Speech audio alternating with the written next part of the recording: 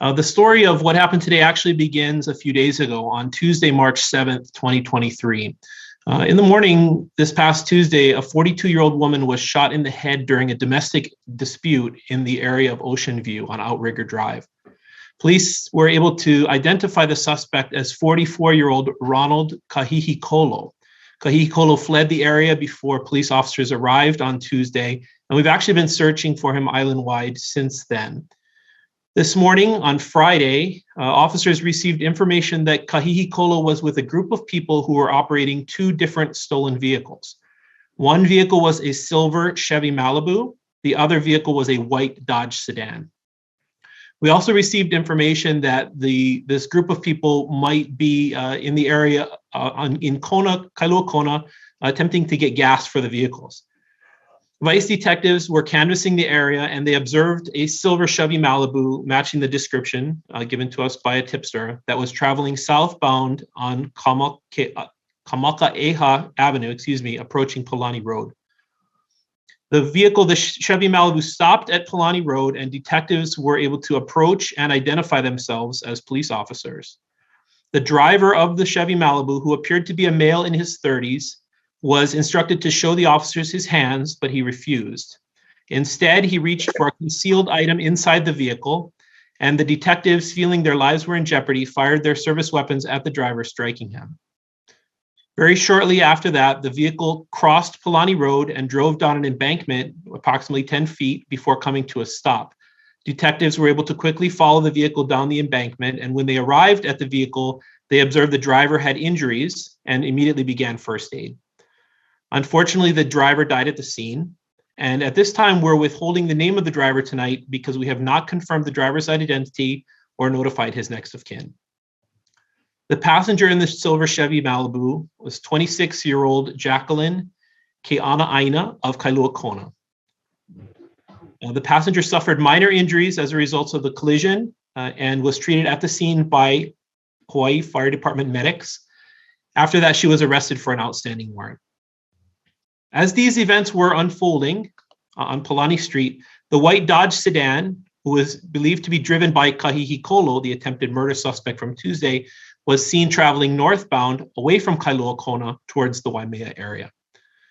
Police officers from our traffic unit were able to pursue Kahihikolo through the Waimea area and followed him as he exited Highway 19 just makai of the Kalopa State Park, which is near mile marker 40. I was actually out there myself a little while ago, and it is an extremely rural area. The roads are unimproved and not paved. It's definitely country. The white Dodge went through a series of bushes and trees and came just to the end of the roadway right by a cliff. The officers were about 30 seconds behind the suspect vehicle and exited their vehicles knowing that the cliff was coming up. By the time the officers got to the car, the white Dodge, the vehicle was empty and Kahihikolo was not seen. But we know that he was last seen in the area on foot and that he was last seen wearing a plaid shirt and jeans. Kahihikolo can be described as being 5 foot 7 feet tall, weighing approximately 215 pounds, with black hair and brown eyes. He also has a distinctive tattoo on his right cheek near his eye of the word greed. I believe we've also distributed Kahihikolo's previous mugshot to you folks as well. Officers are currently searching the area around mile marker 40 for Kahihikolo, who is considered armed and dangerous. We would ask the public to please avoid the area while police search for him and to report any suspicious activity they may see in the area by calling 911. Tipsters who do prefer to remain anonymous may call the island-wide Crime Stoppers number at 808-961-8300 and may be eligible for a reward of up to $1,000. All Crime Stoppers information is kept confidential. At this time, I would be happy to answer any questions that may either be in the chat or from folks on the Zoom meeting. Hey, Chief, Sam Spangler from KH12 News here. So the area in which you're searching, what's the terrain like in there? You said trees and bushes. Is it foresty?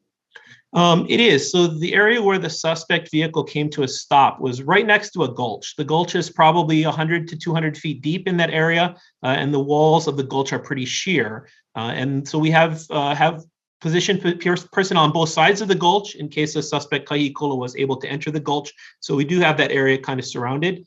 We're actually also using, now that the sun is starting to go down here on the Big Island, we're also using night vision technology and forward-looking infrared radar technology to help us to actually maybe be able to spot him a little bit better at night because his body heat signature might contrast with the outlines of the surrounding terrain. So we're definitely doing a grid search in that area. Outside of the gulch area, it's very rural. There's a lot of pasture land. There are horses and cows all over, and the road is very unimproved. So it's definitely a country road. There are dirt roads and rocks all over the place, and it's probably a half a mile or so from the coastline, and also maybe a mile or so from the Highway 19, the Belt Road at the top. John Burnett, Hawaiʻi Tribune Herald here in Hilo. I can't find the raised a hand on your the like Sam had for some reason. However, I'm wondering why. I mean, it's a long ways between Kona and Waimea, and why didn't you have guys waiting for him rather than pursuing him that distance? So you're absolutely right. It is a really long way. In fact, I was only able to make it from mile marker 40 out to the South Kohala station. It would have been another hour for me to get all the way to the Kona station. So you're right. The distances involved are very great. Because of that, it would be difficult to, for instance, position officers every half mile so that we could surveil the suspect vehicle to see where he went. There aren't really that many officers out here, to be honest. The population is rather small, and the number of officers we have on duty at any one time is not such that we could line the entire road, for instance, until we ran out of road. So, I mean, at the same time, anytime an officer engages in a motor vehicle pursuit, there's a complex kind of equation that has to go on in the officer's head, where the officer is constantly doing a risk analysis. Do the risks involved from the speed, from the way the suspect is driving, are those offset by the need for the police to capture this person and take them into custody immediately? And at this point, as I mentioned, this suspect Kaʻū is believed, we have a warrant for his arrest. He shot his domestic partner in the head at point blank range, with a modified shotgun on Tuesday morning. This is an armed and extremely dangerous person who does not want to be captured, and he poses a humongous hazard to the community. So, while certainly there's an administrative review that we'll go through with any kind of pursuit or police use of force, what I can tell you is that having been in a bunch of pursuits myself over the years, that constant matrix of questions is going on in your head. Like, is it worth the speeds and the distance and where we're going and what we're doing to capture this person? But in favor of the officer, I just want to remind you, this is a violent person who tried to shoot someone in the head on Tuesday, who we believe is armed and dangerous and poses a hazard to the community. Mark Liddell from Star Advertiser is asking, do you know how big the group of suspects is and how they're affiliated with each other? Fair question. So at this point, we believe that there were only 3 people involved with the activities this morning. The male in his 30s who died at the scene in Kona, the female who was the passenger in his car, and then Kaʻū, who was driving the white Dodge. The information that we got this morning was not specific as to the number of people, just that there was a group, which to us is like 2 or more, and that they were traveling in 2 separate potentially stolen cars. Thank you. I finally figured out how to raise my hand. Thank you, Chief. Yeah, you just answered my one question about the number of people. Do you know the relationship between the people that are there? And my second question is, do you feel like you have enough resources to protect the people that you said it's very rural, but is there any homes there? Is there any potential people that could be in harm's way there? And do you feel like you have the resources to protect them? Excellent question. So the relationship first, I just don't know yet. These events are definitely unfolding, and we're constantly trying to investigate the relationship. We haven't even really positively identified the male driver of the Chevy Malibu yet. We kind of know, we're pretty certain, but we're not positive yet who the driver is. So for us to talk about the relationships is kind of one step past where we are now in the investigation, but that's something that our investigators, I'm certain, will be looking into now and as the evening wears on.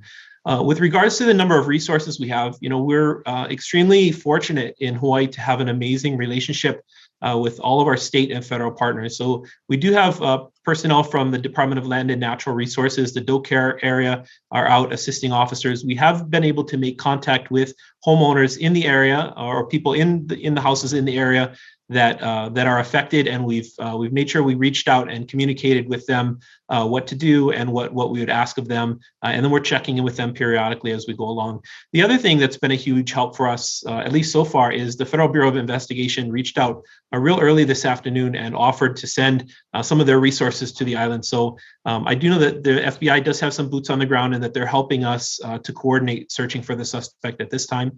Also, the U.S. Marshal Service has reached out and offered support as well. So I'm not sure if they're on island yet or still on the way, but we are very fortunate here to have an amazing relationship with our federal partners that in the time of need for the community, that they're willing to drop what they're doing and come help us out. So we really appreciate that. If I could just follow up, do you know about how many houses in that area, since it's very rural? I want to say there's probably 12 to 20 houses that might be in the Mackay of Highway 19 there in the area by Kalopa State Park. There's not a whole lot more than that. It's mostly pasture land, and the houses that are there, some of them are unoccupied. But like I said, we have been able to reach out to all the occupied structures, at least in the area that we know about, and been able to speak with the homeowners. Chief, what crimes were the driver who was killed suspected of committing? So when officers approached the vehicle, we were under the impression that the vehicle he was driving was stolen. And I can't even tell you at this point if it was or it wasn't. That's something that I just haven't, with the manhunt for the fugitive going on, I haven't even gotten down to that level of detail yet.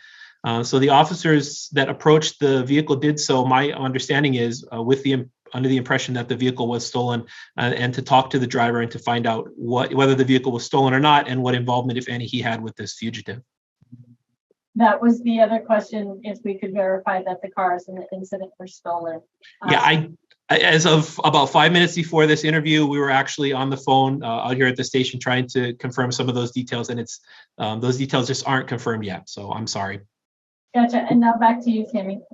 Oh, again, sorry. I apologize for asking too many questions. That's the story of my life. But again, I just wanted to ask you if you feel like it was justified, the shooting, from what you've seen so far. I know obviously the investigation will be underway.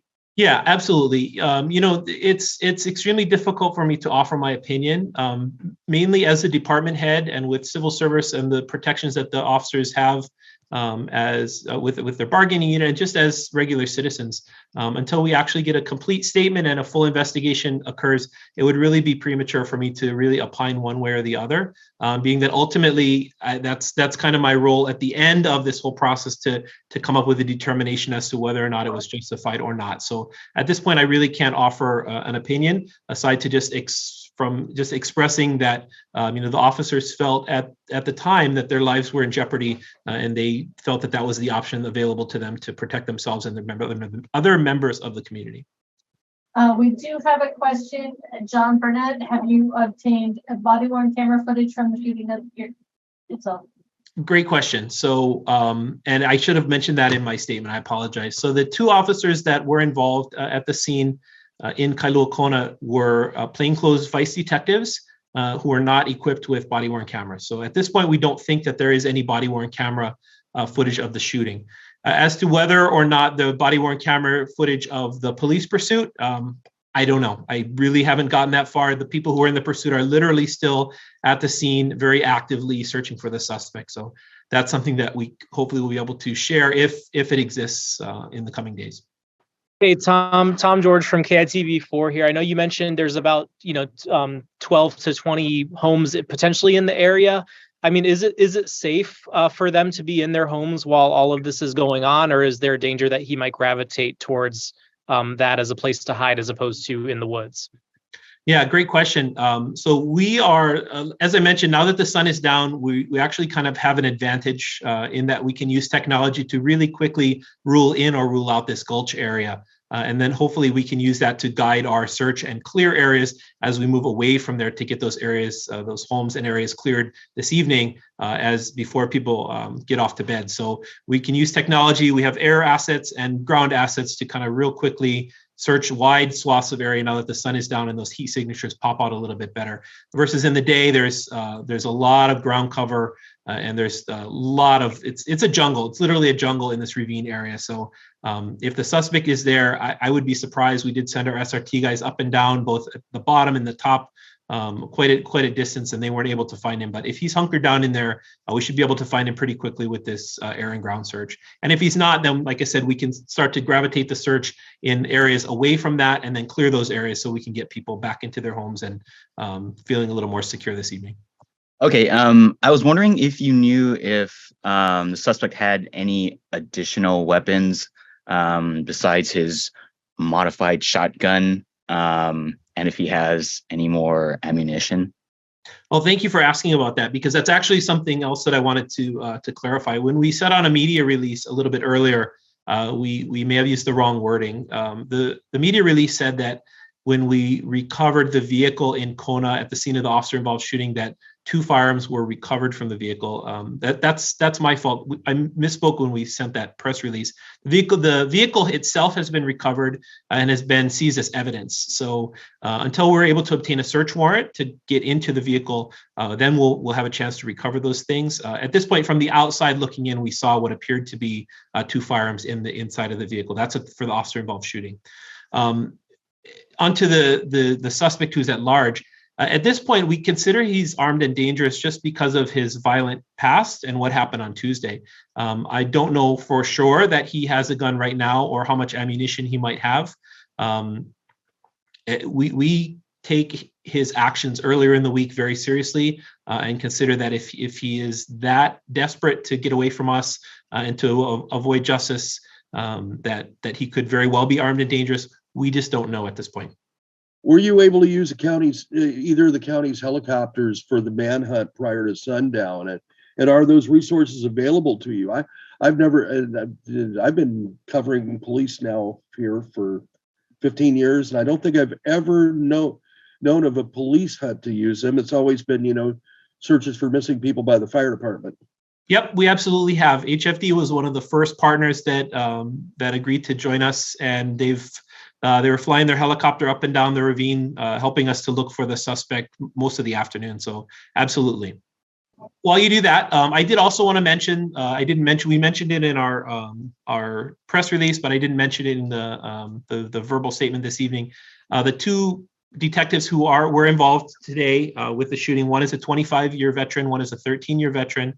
And part of what we do after these types of critical incidents is we want to make sure that these officers are okay emotionally and mentally and physically before they return back to work. So luckily, we have it in our authority to grant them administrative leave, and they're going to be on administrative leave status until they're ready to come back to work. And there's a whole series of a checklist of things, mile markers that we want to make sure that they're able to come back to work and handle the stresses of the job before we get them back. So that is something we do as a fairly routine process after these types of critical incidents. But at the same time, I hate the word routine because there's nothing routine about what an officer goes through when they feel their life is in danger and feel like they have to, discharge their weapon. So we do definitely give them time, and we provide them with a bunch of resources, both internal and external from the department, to make sure that they're okay and that they're coping with what happened and that they're in the right place, like I said, mentally, physically, and spiritually before they're ready to come back to work. This is Cammie. And with which media outlet are you with, Cammie? Big Island Now. Okay, thank you. And sorry, Chief, you had mentioned that you were going to try to clear an area if you could, and then have people go back to their homes. So does that mean that people have actually evacuated, or? So good question. And yeah, so I actually just came from that area. So as I was driving around and talking to the officers and talking to the residents, by back in their homes, what I didn't mean like we had evacuated huge swaths of ground. People are outside because they're curious what's going on, right? They want to help. There were a couple calls when I was out there a little bit earlier of, the cattle in a certain pasture are acting strange, and they wanted the officers to come and check to see if the suspect was in the area. So by getting back into their houses, I meant more like it's safe to go inside because everybody's outside and they're curious because of what's going on. There's a lot of activity in the area. That's what I meant. Sorry. No, thank you. TK from Big Island News Media. You mentioned that some houses in the area are unoccupied. Will police follow-up checks as the suspect may hide there? Absolutely. So the checks, and that was one thing that we were able to do very quickly, is make contact with the places that were occupied and figure out which ones were not. Sorry about that. So the ones that were not, if they were secured, then we pass those by, and we'll come back definitely and check on those areas as well, and try to reach out to people who may be the homeowners to have us come down and help check out their area to make sure that the suspect's not holed up there as well.